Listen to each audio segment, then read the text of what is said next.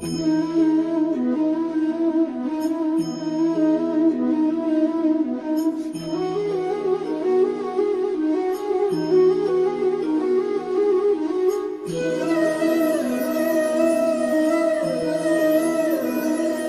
प्यारे शिशु, मेरे लाडले बच्चे, तुम्हारे गर्भ में आने के साथ ही मेरा हृदय तुम्हारे लिए अपार प्रेम और ममता से भर गया है। जब तुम मेरे गर्भ में हो तो मैं चाहती हूँ कि तुम्हें जीवन के सबसे महत्वपूर्ण शिक्षाओं से परिचित कराऊं। आज मैं तुम्हें भगवत गीता के 15वें अध्याय पुरुषोत्तम योग का सार समझाने जा रही हूँ। इस अध्याय में भगवान श्री कृष्ण ने संसार के वास्तविक स्वरूप, आत्मा की उच्चतम स्थिति और परम पुरुषोत्तम के बारे में बताया है। यह ज्ञान हमें संसार की अस्थायिता और आत्मा के शाश्वत स्वरूप को समझने में मदद करता है। जब तुम इस संसार में आओगे तो यह ज्ञान तुम्हारे जीवन को सही दिशा में ले जाने के लिए बहुत आवश्यक होगा। भगवान श्री कृष्ण इस अध्याय की शुरुआत में कहते हैं कि यह संसार एक बड़े वटवृक्ष के समान है, जिसकी जड़ें ऊपर और शाखाएं नीचे की ओर फैली हैं। इसका मतलब है कि यह संसार एक उल्टा वृक्ष है, जिसमें जड़ें भगवान यानी परमात्मा से जुड़ी हैं और शाखाएं इस भौतिक संसार में फैली हैं। बच्चे, तुम यह समझो कि यह संसार अस्थायी है। इसमें जो कुछ भी है वह बदलता रहता है, लेकिन इसके पीछे भगवान की शक्ति है जो हमेशा स्थायी है। हमें इस संसार में रहकर अपनी आत्मा की सच्चाई को पहचानना है और भगवान से जुड़ना है।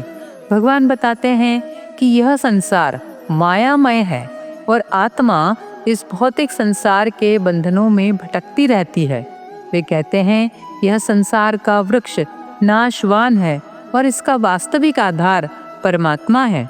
बच्चे, तुम्हें यह समझना होगा कि यह संसार सिर्फ एक भ्रम है, जिसमें इच्छाएं और भौतिक वस्तुएं हमें भटका सकती हैं, लेकिन तुम्हें सच्चा सुख केवल भगवान और आत्मा के ज्ञान में मिलेगा।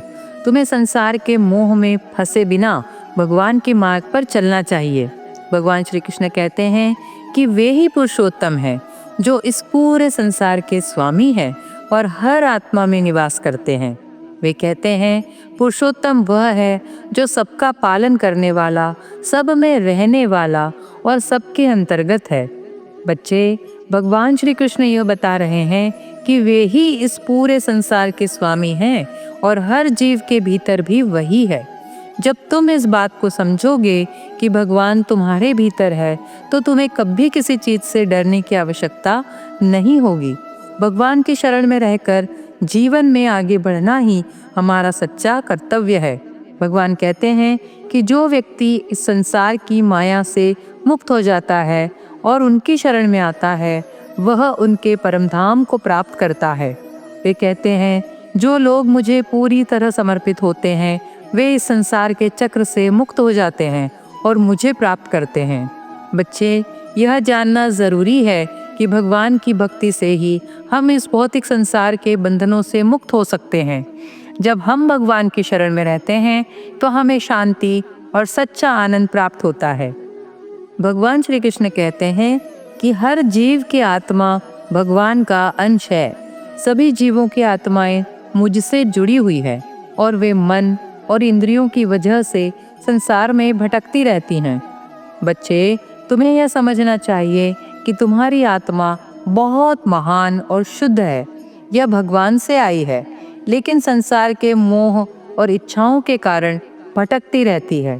तुम्हें हमेशा अपनी आत्मा की शुद्धता को बनाए रखना चाहिए और भगवान से जुड़े रहना चाहिए। भगवान कहते हैं कि जब आत्मा शरीर छोड़कर जाती है या शरीर में रहती है तो अज्ञानी लोग इसे नहीं समझ पाते, लेकिन जो ज्ञानी होते हैं वे इसे देख सकते हैं। इसका मतलब यह है कि जीवन सिर्फ शरीर तक सीमित नहीं है, बल्कि आत्मा की एक यात्रा है। बच्चे, तुम्हें आत्मा की इस यात्रा को समझना होगा और इस यात्रा में सच्चे ज्ञान का साथ लेना होगा। भगवान श्री कृष्ण कहते हैं, मैं हर किसी के हृदय में रहता हूँ। मुझसे ही लोग ज्ञान, स्मरण और अनुभव प्राप्त करते हैं। सभी वेद मुझे जानने के लिए हैं और मैं ही उनका रचयिता हूँ।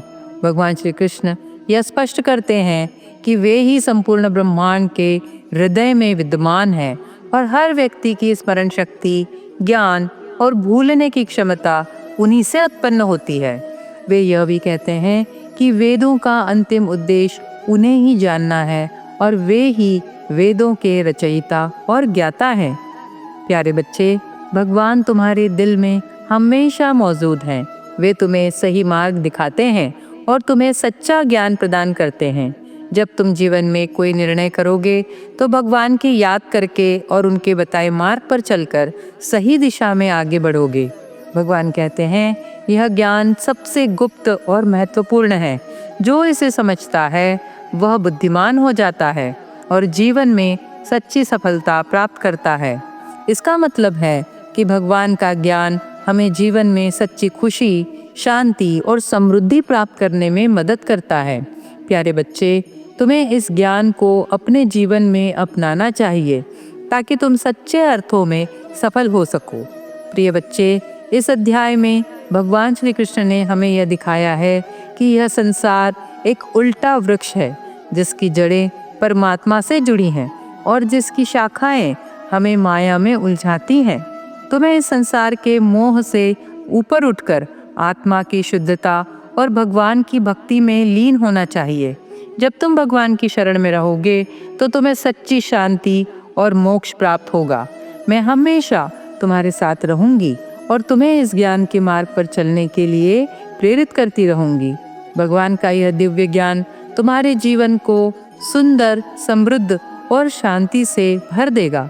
मेरे बच्चे, भगवद गीता के 15वें अध्याय पुरुषोत्तम योग पर यह हमारा संवाद मैं समाप्त करती हूँ। सुंदर समय की आपको सुंदर शुभकामनाएं। भगवान श्री कृष्ण के एवं मेरे ढेर सारे आशीर्वाद। जय श्री कृष्णा।